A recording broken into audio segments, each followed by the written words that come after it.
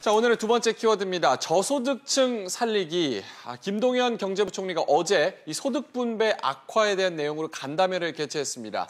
또한 어제 경제학자 34명도요.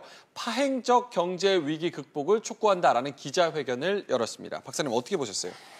예, 어저께 정부 종합청사에서요. 서울청사에서 김동연 부총리 주재로 소득 분배 왜곡을 해소하기 위한 긴급 간담회를 가졌습니다. 네. 이 자리에 특히 주목되는 것은 청와대 수석들이 정부 주도 회의에 나타난 것이에요. 네.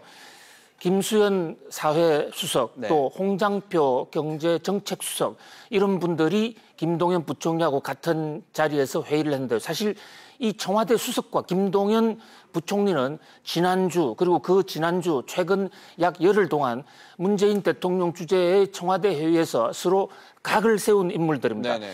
최저임금의 부작용 문제를 놓고 김동연 부총리는 최저임금을 너무 올리는 바람에 이 저소득층의 그 소득이 더 줄었다. 예. 빈익빈 부익부 빈부차가 더 강화됐다라고 이렇게 주장한 반면에 이 청와대 수석들은 아직 오히려 소득 주도 성장의 효과가 더 컸다. 긍정적 효과가 예. 90%다. 네. 이래서 각을 세우고 청와대에서도 청와대 수석들의 입장을 세워주는 그런 형국이었는데 나중에 통계가 잘못됐다. 통계 왜곡이 있었다. 또는 KDI가 반론을 제기하는 바람에 네네. 다시 무게 중심이 김동연 부총리한테로 넘어간 그런 지금 형국이에요. 예. 그런데 어저께 회의에서의 이제 관점은 이제 더 이상 소득 이 분배가 왜곡된 원인은 따지지 않겠다. 어찌됐든 지금 저소득층이 못 살고 있다라는 데에 인식을 같이 하고 저소득 살리기를 어떻게 할 것인가 거기에 주 포커스를 맞추었어요. 네. 그런데 결과 정부가 지금 할 수 있는 수단이 세금을 더 털어서 저소득층한테 주는 이런 방법, 또 금융을 통해서 저소득층에게 더 기회를 주는 이런 방법 외에는 뾰족한 수가 없습니다. 네. 이와 관련해서 어저께 조동건 교수라든지 윤창현 교수 경제학자 34인이 특별 성명을 발표했어요.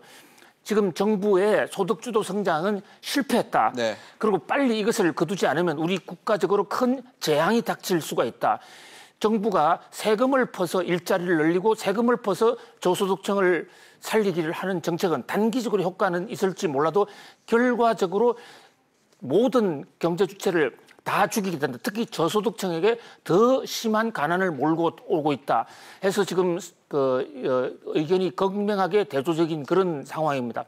특히 문재인 정부 들어서 경제학자들이 집단적으로 의사표시를 한 것은 이번이 처음이에요. 네. 아무튼 이 소득 분배 정책을 둘러싼 갈등은 당분간 계속될 것으로 보입니다. 네, 교수들의 기자회견 그리고 경제부총리의 간담회. 이 정부가 소득 분배 악화 문제를 좀 심각하게 받아들인다라는 쪽으로 해석을 할 수가 있겠죠.